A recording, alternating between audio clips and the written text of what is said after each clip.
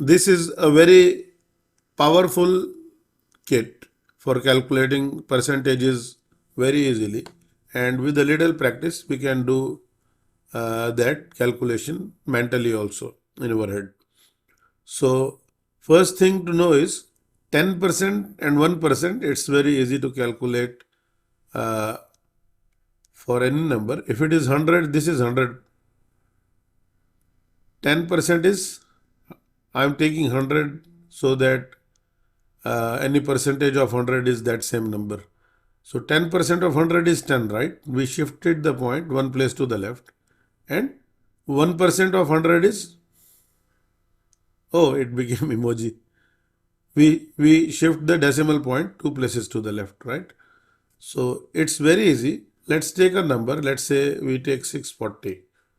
10% of 640 will be, we shift the point one place to the left. So it's 64, and 1% of 640 is, we shift the point two places to the left. So it will be 6.4. Or we can calculate 1% from 10% also. We shift the point one place to the left and it will become 1%.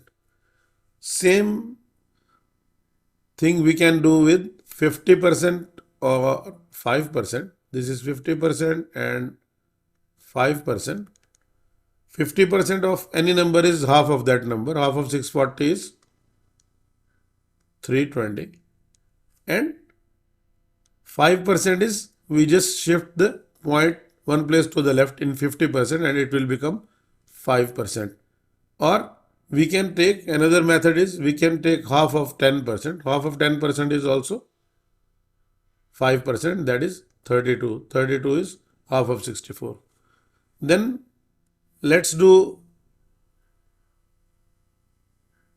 25% and 2.5%.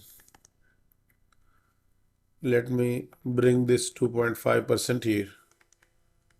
2.5%.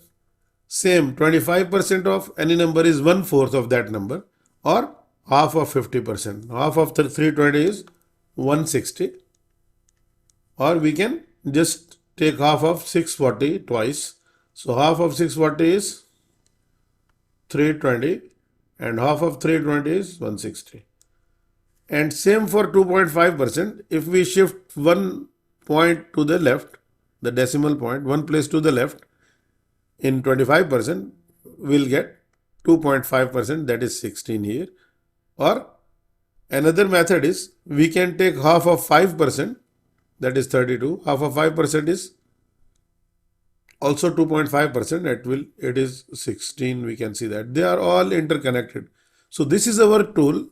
We should know how to double or halve a number easily, and we should know in any number how to shift decimal point to the right or left and how many places we should shift it. Now these are the easiest percentages to find. This is our toolkit. Let's say we have some weird number like 37, not weird, a little difficult number. Let's say 37.5% of 640, same number we want to find. So it looks like a difficult number, or don't get intimidated by this number. Let's do that. Let's calculate 37.5% of 640. Now here 37.5 can be calculated in many ways. The biggest percentages we have 100%, that is 100% of 640 is itself 640. Then we have 50%. 50% is also bigger than 37.5%. Then we have, in our toolkit, we have 25%, less than 50%. So 25% is less than 37.5%. So let's take that 25% plus. Now we are left with, if I subtract 25 from 37.5, we are left with 12.5. And I think we don't need to go further, because 12.5 is itself half of 25%. So when we get 25%, we'll just get half of it and we'll get 12.5%, and then we can add both the numbers. So 37.5%.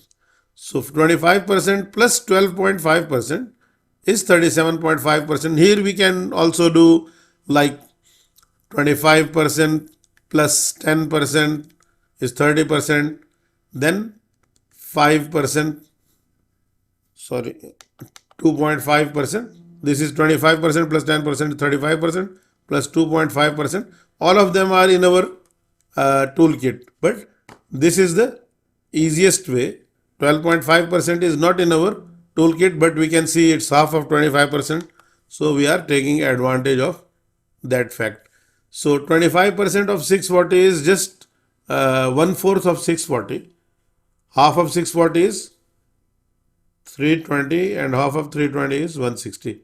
So that's 160 is 25%. Then half of 25% is 12.5%. So half of 160 is 80.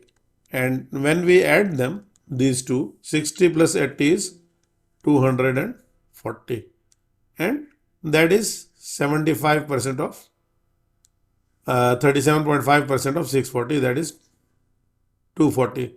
Now, percentages in the beginning, just use paper and pencil and confirm your answer with the calculator. But when you have a little practice and you are giving like 5 to 10 minutes, maybe 1 or 2 days, 3 days max, you will know how to get any percentage, calculate any percentages of any big numbers also. It takes practice. So in the beginning, just use smaller, easier numbers with zeros, and then in the end you can get any big number and any percentages. That's just the matter of practice, nothing else.